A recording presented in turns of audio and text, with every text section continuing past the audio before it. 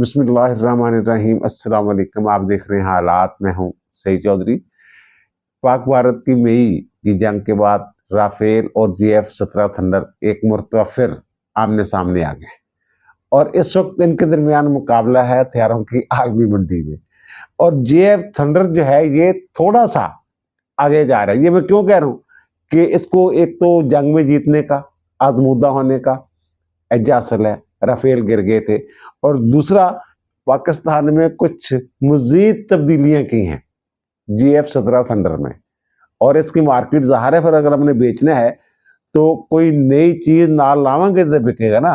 इसकी तफसीलात आपके सामने रखने। और फिर जो वर्ल्ड कप हो रहा है ना T20 भारत के अंदर, बांग्लादेश के साथ पड़ा पड़ा हुआ उनका, तो उसके बाद जो पाकिस्तान का क्रिकेट बोर्ड है उसने कुछ अंदर खाते गेम डाली है।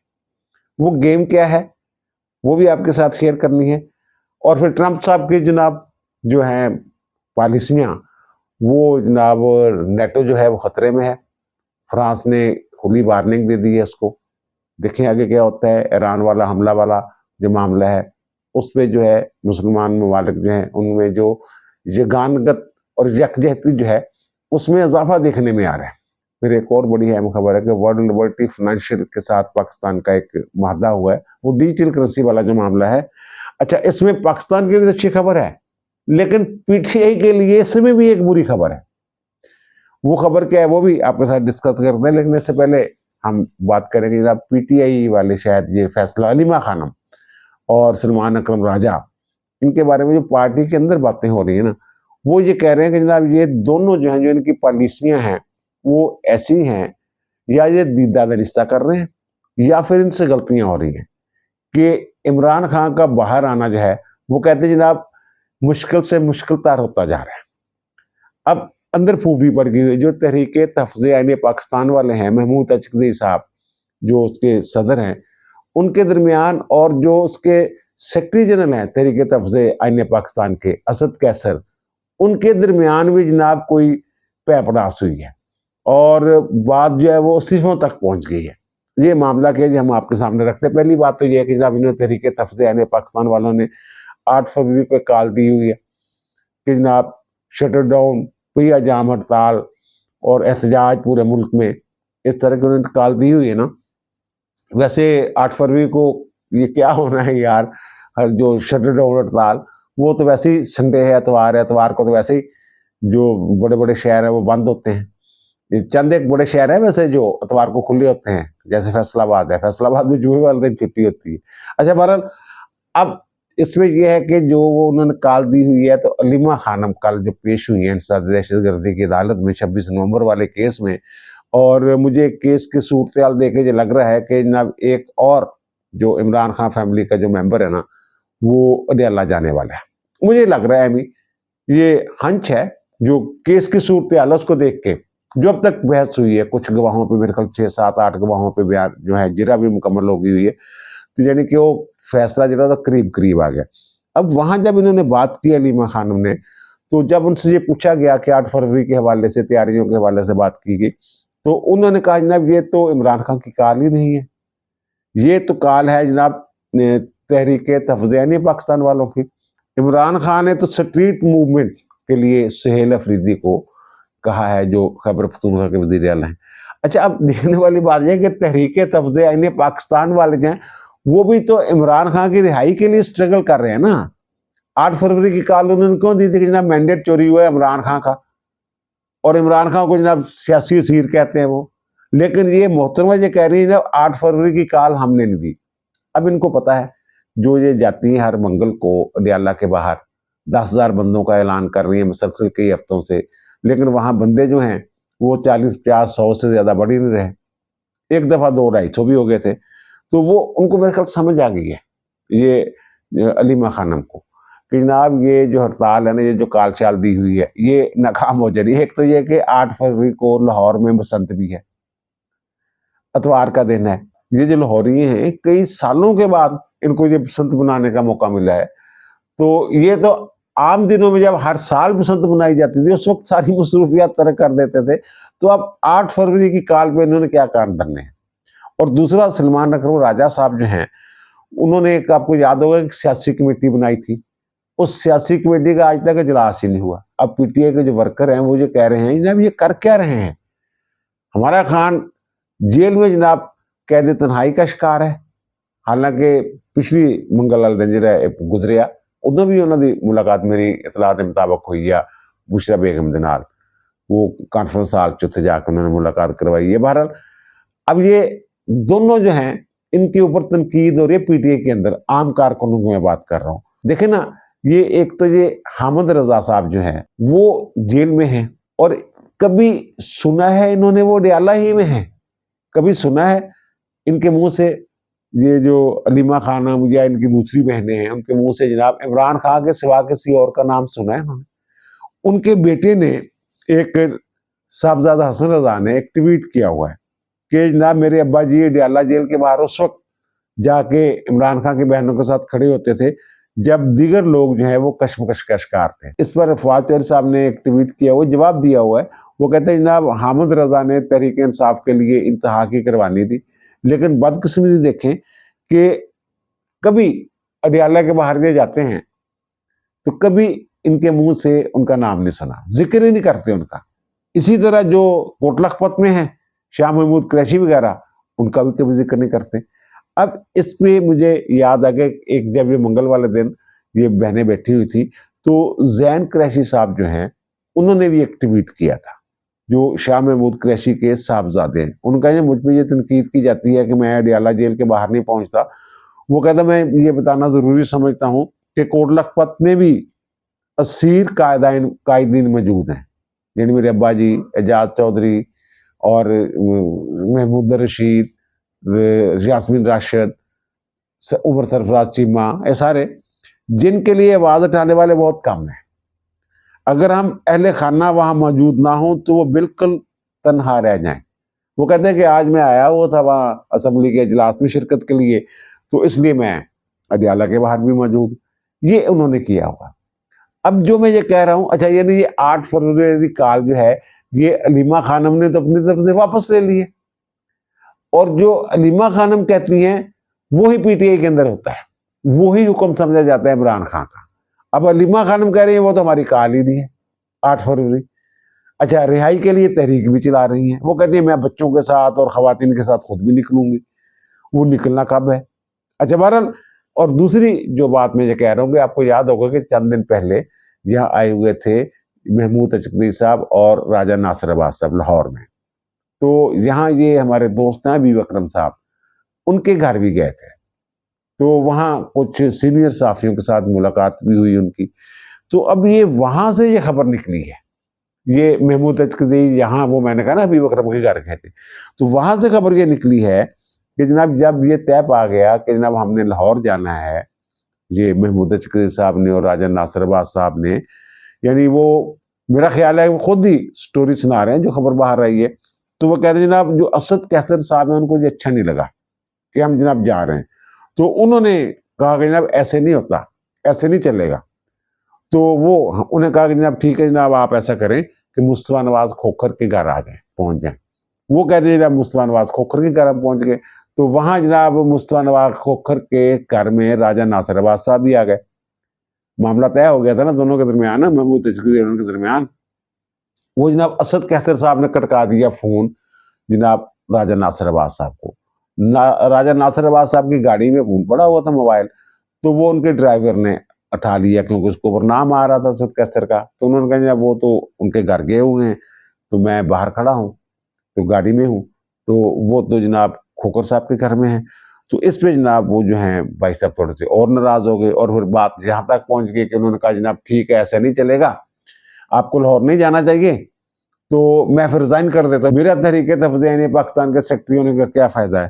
तो फिर आगे से सुनने में ये आया है कि कहा गया कि ठीक है जनाब आप इस्तीफ़ा दे दें, हम तो पहले ही किसी और बंदे के ऊपर नज़र रखे कि उसको सेक्रेटरी जनरल बनाना है, तो आप रिज़ाइन कर दें, करना है तो। लेकिन वो रिज़ाइन जो नहीं हुआ, ये हबीब अकरम के घर में जो उनका महमूद अचकदी साहब की मुलाकात है वहाँ से ये खबर आई, और इसके रावी जो हैं वो हबीब अकरम साहब ही हैं। अच्छा, ये एक तो मामला हो गया इनका। और फिर जो अलीमा खानम का रवैया है, ये तो एक तो जो बाकी दीगर असीर आ रहे हैं, कैदी, उनका कभी जिक्र नहीं किया उन्होंने। और दूसरा, ये जब मंगलवार दिन वो साबिक जो कश्मीर के वज़ीर आज़म अब्दुल कयूम नियाज़ी साहब, तो इमरान खान ने नियाज़ी समझ के जनाब उनको जनाब नॉमिनेट कर दिया था, तो वो जनाब वहाँ जब आए तो उनके साथ भी इन्होंने बड़ी ना वो रवैया इनका ठीक नहीं था कि जनाब ये आप कश्मीर में तो कम से कम निकले ना, वहाँ खड़े हों, मुझे नजर आना चाहिए। वो इस तरह की बातें कि हम तो यहाँ जनाब हमारे ऊपर तो पाबंदी है, आप तो वहाँ कर सकते हैं ना, यानी ये अफरा तफरी क्यों नहीं पाते। अब दूसरी जो खबर है ना, जो हमारी उनके साथ वर्ल्ड लिबर्टी फाइनेंशियल के साथ जो हमारे दस्तखत हुए हैं, तो वो जो आपने देखा होगा तस्वीर में कि वज़ीर आज़म साहब भी खड़े हैं, मौजूद हैं वहाँ, वज़ीर जो हमारे खारजा हैं वो भी मौजूद हैं, और फिर हमारे फील्ड मार्शल भी वहाँ पे मौजूद हैं। और जो दस्तखत हैं उसमें एक तो जनाब वो दस्तखत जो हुए हैं ना वहाँ से, जो लिबर्टी फाइनेंशियल की तरफ से जो साइन किए गए हैं, वो जैक विटकॉफ ने दस्तखत किए हैं। अब ये साहब कौन है? ये जो है ना उनके ट्रंप के दामाद, जिनके साथ ये दावा किया करते थे पीपल्स पार्टी, जब ट्रंप आएगा तो ये पीटीए वाले कहते थे जनाब ट्रंप आएगा तो जनाब वो मुलाकात जुल्फी बुखारी जो है उसके दामाद से मिलेगा। ये जैक विटकॉफ जो है ना, ये ट्रंप के दामाद के पार्टनर है, और फिर जनाब इनका गोल्डस्मिथ फैमिली के साथ भी ताल्लुक है। तो इनको जनाब ये बड़ी उम्मीदें थी। अब हुआ ये कि बजाय इसके ये इमरान खान के लिए वो लॉबिंग करते उनकी रिहाई के लिए, तो अब जनाब जो रियासत पाकिस्तान है उसके साथ उन्होंने माहदा कर लिया है। और माहदा जो है उसमें डोनाल्ड ट्रंप ने तो डिजिटल करेंसी शुरू की हुई है ना, जैसे वो बिटकॉइन है उसी तरह का, या क्रिप्टो है उसी तरह का उनका भी ट्रंप कॉइन है।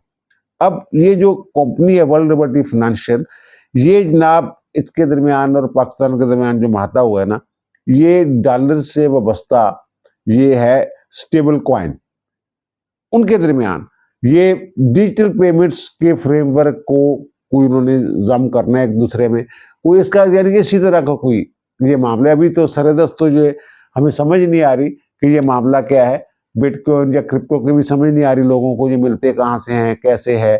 अब इसमें जो सूरत नजर आ रही है वो ये है कि जनाब ये जो इलीगल इसकी ट्रेड होती है तो उसको लीगलाइज कर दिया जाएगा, यानी ये ओपन में आप सारे इसका बिजनेस कर सकें। इसके बाद ये इस चीज की समझ आती है, मुझे जो समझ आ रही है।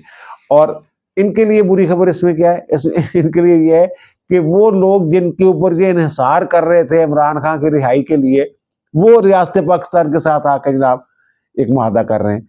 और पीटीए वालों ने शोर मचाया हुआ है कि जो ट्रंप गवर्नमेंट है उसने जनाब ये आर्जी तौर पर ना जो इमिग्रेंट वीजे हैं उनका प्रोसेस रोक दिया है, और जो 75 मुल्क जो जिनका प्रोसेस रोकने में पाकिस्तान भी शामिल है। अब उसकी वजूहात कुछ और हो सकती है। ये कह रहे हैं देखें जनाब वहां आपने खाना भी खाया जाके व्हाइट हाउस में, और पता नहीं आपको उनको वो मादनियात का तोहफा भी दिया पत्थरों का, तो जनाब ये अब देखें, ये देखें वो क्या फायदा हुआ उसका। और 7 जहाज भी गिराए, 8 जहाज भी गिराए, ट्रंप रोजाना जिक्र करता है, लेकिन पाकिस्तान के लिए जनाब उसने ये कर दिया। ये सारी चीजें ये इसको प्रोपेगेंडा के लिए ये लोग इस्तेमाल कर रहे हैं, लेकिन जो करने वाली बात है वो इन्होंने नहीं करनी होती। और दूसरा जो मैंने ये अर्ज किया है कि जनाब राफेल और उसका जो मुकाबला है ना JF-17 थंडर का, एक मरतबा फिर शुरू हो गया। ये रिपोर्ट मुख्तलिफ अखबारात में, बल्कि दी टेलीग्राफ ने तो मेरा ख्याल है कि 3 मरतबा ये खबर जो है फॉलोअप के तौर पे भी खबर दी है। तो वो ये कहते हैं जनाब JF-17 थंडर तैयार करने वो 16 ममालिक जो हैं उसकी मांग में बड़ी तेजी के साथ इजाफा हो रहा है, और 16 ममालिक जो हैं उनके साथ इन जंगी तैयारों के माहदे जो है ना वो या तो पाया तकमील को पहुंच चुके हैं या फिर करीब करीब है, ये वो कह रहे हैं। अच्छा, इसके मुकाबले में ये आपको याद होगा कि इंडोनेशिया राफेल तैयारे खरीदने वाला था, और जब ये पाकिस्तान और भारत की जंग हुई है तो वहाँ जो राफेल का हाल हुआ है, हमारे तैयारों ने जो हाल किया है, वैसे तो चीन वाले जो है वो इस जंग की आड़ में, ये जंग की आड़ में क्या, इस जंग की बुनियाद पे वो जो उनके J-10C हैं उनकी भी उन्होंने जनाब जो मार्केटिंग शुरू की हुई है। ये आजमुद्दा तैयारे इन्होंने राफेल गिराया था। अच्छा, बहरहाल वो जनाब अब इंडोनेशिया ने वो खत्म कर दिया महादान के साथ, और हमारा कर लिया इसके साथ GF-17 थंडर ब्लॉक 3 का। और अजरबैजान सबसे पहला मादा तो उन्हीं के साथ हुआ था, 40 त्यारे सऊदी अरब के साथ हुआ है। और फिर जो हमारे वजीर दिफा हैं वो मराकश में ये करके आ गए हैं जनाब, जो 40, वो भी 40 जो है GF-17 थंडर जो है ब्लॉक 3 उसके 40 त्यारे मराकश, वो एक वहामी याददाश्त नहीं होती, उस पर दस्तखत करके आ गए। और जनाब एक हमारा ड्रोन है शाबर ड्रोन्स, उनका वो भी सौदा करके आ गए हैं। बांग्लादेश के साथ भी जब हमारे मामला जो है वो चल रहे हैं। अब इसमें जो पाकिस्तान ने जो इसमें की है ना मॉडिफिकेशन, अब पाकिस्तान का GF-17 थंडर जो है ना, इसने इन्होंने ये किया उसके अंदर कि उसमें आम बम जो होता है ना, उसमें किट लगा दी है इन्होंने। और वो किट जो है उसको तो REK कहते हैं उस किट को, अब पता नहीं इसका क्या मतलब बनता है। वो किट जो आम बम होता है ना, जो तैयारों से फेंका जाता है, उसको जनाब वो गाइडेड स्मार्ट वेपन में तब्दील कर देता है।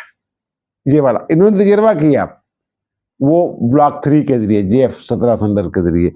और वो जनाब उसकी 50 से 60 किलोमीटर रेंज है। आम बम जो है जो सिटते ने थले, वो तो कभी इधर हो जाता, किधर निशाना से लगे ना लगे। ये जो इन्होंने सिस्टम किट लगा दिया ना, तो जो आम बम है वो गाइडेड स्मार्ट जो है वेपन उसमें तब्दील हो जाता है। और वो जो है जहां निशाना लगाना होता है वो 20 मीटर इधर उधर हो सकता है, लेकिन जाकर निशाने पे लगता है।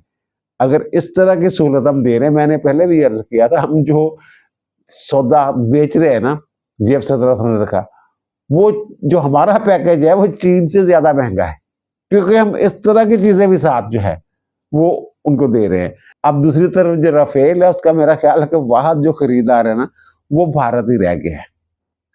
उन्होंने देख भी लिया भारत की सलाहियतों को, फिर भी जनाब भारत के साथ अगले बार ना फरवरी में वो आ रहे हैं जो फ्रांस के सदर हैं इंडिया, और इंडिया के दौरे पे जनाब ये कह रहे हैं मोदी साहब, मोदी सरकार कि जनाब 114 राफेल तैयारों का जनाब हमने माहदा साइन करना है, वो आएंगे। ठीक है जनाब, तुसी बेचो असी बेच, असी ज्यादा बेच लेने, 40 इंडोनेशिया नू, 40 ही अजरबैजान नू, 40 ਦੇ ਮਾਮਲਾ ਮਰਾਕਸ਼ ਨਾਲ ਚੱਲ ਰਿਹਾ, 2 ਅਰਬ ਪਲੱਸ 2 ਅਰਬ 4 ਅਰਬ ਦਾ ਸੌਦਾ ਅਸੀਂ ਵੇਚ ਦਿੱਤਾ ਉਹਨੂੰ सऊदी अरब ਨੂੰ।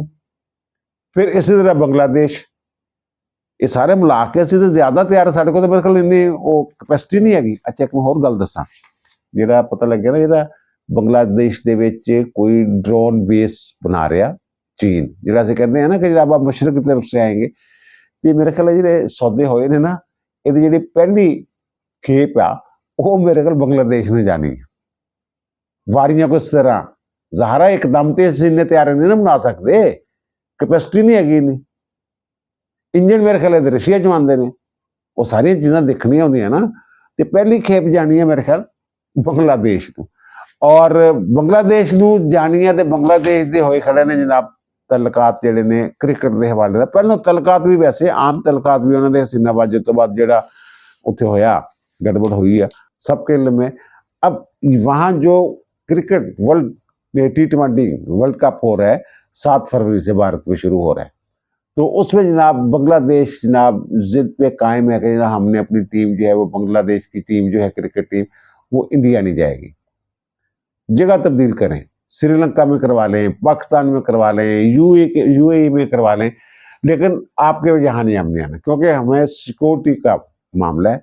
तो आपके लोग तो बड़े जनाब वो मुस्तफिजुर रहमान ने नहीं वहाँ जाना था, वो जो शाहरुख की टीम ने उसको खरीद लिया था IPL में, तो उन्होंने कहा जनाब उसको वापस भेजो। अच्छा वजह ये बताई कि जनाब सिक्योरिटी थ्रेट। अब वो कहते हैं एक हमारे क्रिकेटर को सिक्योरिटी थ्रेट हो सकता है, पूरी टीम जो है थोड़ा की इतवार कुछ भी कर सकते हो तुम।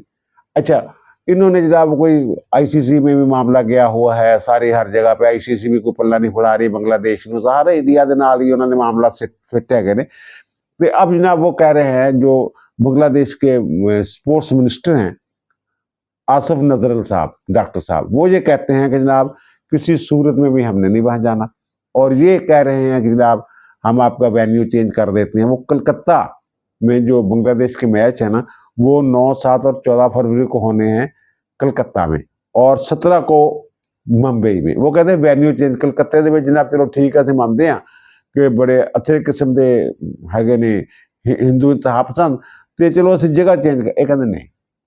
अब इसमें जो मैं अर्ज कर रहा हूँ, पाकिस्तान क्या कर रहा। अच्छा, वैसे ये जो रीत है ना, ये दूसरे मुल्क में ना जाने की, ये भारत ने ही डाली थी। आपको याद हो कि फरवरी 2025 में चैंपियंस ट्रॉफी पाकिस्तान में हुई थी, तो इन्होंने आने से इनकार कर दिया था। बल्कि इन्होंने 2024 में ही, मिड 2024 में ही ये कह दिया था जनाब हमने नहीं जाना पाकिस्तान में, तो हमारे खिलाड़ियों की जान को खतरा है। ये इन्होंने किया था।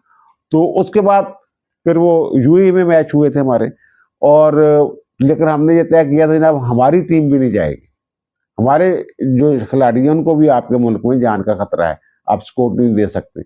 उस वक्त जो तय हुआ था उसके मुताबिक पाकिस्तान तो ये इंडिया नहीं जा रहा, और पाकिस्तान जो मैच है अपने वो श्रीलंका में शायद खेल रहा है। तो बांग्लादेश वाले जो है वो कह रहे हैं जब हमारे खिलाड़ियों की वो जानें जो हैं वो आपके मुल्क में अगर आएंगे तो उनको खतरा हो सकता है। तो अच्छा, इंडिया की मैं बात कर रहा हूँ कि इंडिया ने सिर्फ यही नहीं, बल्कि आपको याद होगा कि जुलाई में जब वो वर्ल्ड चैंपियनशिप ऑफ लेजेंड्स हो रही थी बरतानिया में, तो उन्होंने पाकिस्तान के साथ मैच खेलने से इनकार कर दिया था। और फिर ढाका में एशियन क्रिकेट काउंसिल का जो इजलास हुआ था जुलाई 2025 में, उसमें भी जाने से इनकार कर दिया था इन्होंने। और फिर एशिया कप जो आपने देख ही लिया, जो यूएई में ट्रॉफी लेने से इनकार कर दिया, हाथ मिलाने से इनकार कर दिया। तो इन्होंने ना एक इसको सियासत के लिए इस्तेमाल कर रहे हैं, जंग के लिए, नफरत के लिए खेल को। खेल जो है जो मोहब्बतें बांटता है, ये उसके जरिए नफरतें बांटते हैं। अब हत्ता के आईसीसी जो है वो जिम्मेदार है कि जो मेजबान मुल्क है उससे वीजे दिलवाना, ज़ाहिर खिलाड़ी ने वीजा लेके आना, वो उसकी जिम्मेदारी है। अब अमेरिका की जो टीम आ रही है ये वर्ल्ड कप खेलने, 7 फरवरी को उसका पहला मैच भारत के साथ है, तो उसके खिलाड़ियों को, 4 खिलाड़ियों को जनाब, वो एक तो ये मुसलमान है, दूसरे पाकिस्तानी निजात हैं, वो उनको इन्होंने वीजे नहीं दिए। और वो खिलाड़ी उन्होंने खुद बताया, खिलाड़ियों ने, अली खान, शान जहांगीर, मोहम्मद मोहसिन और एहसान आदल, उनको वीजे नहीं दिए। और फिर जनाब यूएई, ओमान, इटली, कनाडा की जो टीमें हैं ना, उनमें जो पाकिस्तानी खिलाड़ी हैं उनके साथ भी यही मसला है। तो इन हालात में पाकिस्तान का जो क्रिकेट बोर्ड है ना, वो एक ब्रीक, आप कह लें कि ब्रीक गेम डाल रहा है। वो ये है, अच्छा ये इंडियंस जो हैं इनको अंदाजा भी है इस बात का, वो कह रहे हैं कि जनाब पाकिस्तान, श्रीलंका और ये जो है बांग्लादेश, ये तो मुस्तकिल अरकान है ना आईसीसी के। बाकी ये अफगानिस्तान, ये वो यूएई, अमेरिका, अमरीका, वो तो आर्जी तौर पे है ना। ये मुस्तकिल का जो वोट है ये देने का है ना। अब पाकिस्तान क्रिकेट बोर्ड ने बांग्लादेश को जनाब ये यकीन दहानी पूरी तरह इन्होंने करवा दी हुई है कि जनाब आपका मौका बिल्कुल दुरुस्त है, ये रिवाज जो है ये भारत ने ही डाला था। तो अगर बांग्लादेश के खिलाड़ियों की जान को खतरा हो सकता है तो वो क्यों जाके खेलें, वो किसी तीसरी जगह पे जाके क्यों ना खेलें। तो अब इनको ये खतरा पड़ा हुआ है, बल्कि जराए तो ये खबर है कि श्रीलंका वालों के साथ भी हमारा कुछ इस तरह का मामला हो गया हुआ है कि श्रीलंका का बोर्ड भी जब वक्त आएगा, अगर आईसीसी जो है उनकी बात नहीं मानती बांग्लादेश की वो क्रिकेट बोर्ड की, तो फिर श्रीलंका भी वही काम करेगा जो हम कर रहे हैं। कल को ये भी हो सकता है पाकिस्तान, बांग्लादेश दो तो इनकार कर रहे हैं, कल को श्रीलंकन जो है वो भी कहते हैं, कोई और 1-2 मुल्क जो है वो कहते हैं कि जनाब नहीं ਅਸੀਂ से नहीं खेलना। ज़ाहिर है फिर वो प्रेशर जब बढ़ेगा तो वो कहते चलो बांग्लादेश ਨੂੰ ਅਸੀਂ यार कर ਦਿੰਦੇ ਆ ਕਿਤੇ ਕੰਪਨਸੇਟ, ठीक है ਤੁਸੀਂ ਇਹਨੂੰ कर लो इधर उधर, ਤੁਸੀਂ ना यार सारे इंज ना करो, सारे इंज ना करो। तो ये पाकिस्तान जो है ये, और पाकिस्तान ये कह रहा है कि ठीक है अगर श्रीलंका में नहीं गल बनती, साढ़े तो इतने मैच होंगे रहते हैं, वो पाकिस्तान क्रिकेट लीग जो भी होंगे, पाकिस्तान क्या होता है PSL, तो ये तो हमारे ग्राउंड तो जनाब बिल्कुल तैयार हैं, ये बांग्लादेश के मैच पाकिस्तान में करवा लें और बांग्लादेशी बड़ी खुशी के साथ यहाँ आना पसंद करेगी। ये भी क्रिकेट बोर्ड से भी खबरें आ रही हैं, उनकी मैं बात कर रहा हूँ। अजीब बात है कि भारत जो है वो नफरतें कम करने की बजाय ऐसे इकदाम कर रहा है जिससे नफरत भी बढ़ रही है, उसकी जगहंसाई भी हो रही है और उसका जो इम्पैक्ट है वो भी नेगेटिव जा रहा है। अब दीजिए मुझे इजाजत, इनके द्वारा मुलाकात होगी नए भी लाख के साथ। अल्लाह ताला आप पर, मुझ पर, हम सब पर मेहरबान रहे। अल्लाह हाफिज।